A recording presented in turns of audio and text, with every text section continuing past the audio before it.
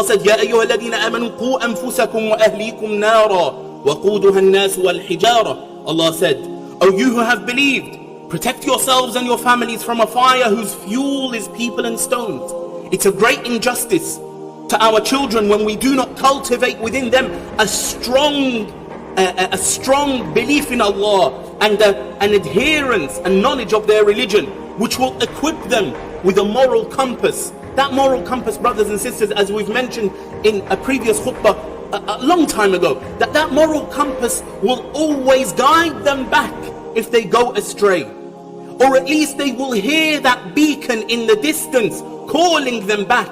But if you didn't place and plant the seed within them to start with, then there's nothing to go back to. Biggest right that our children have is to offer them not just to meet their material needs, but to meet their spiritual needs, to bring them up in an Islamic manner, and to be a morally exemplary parent before them.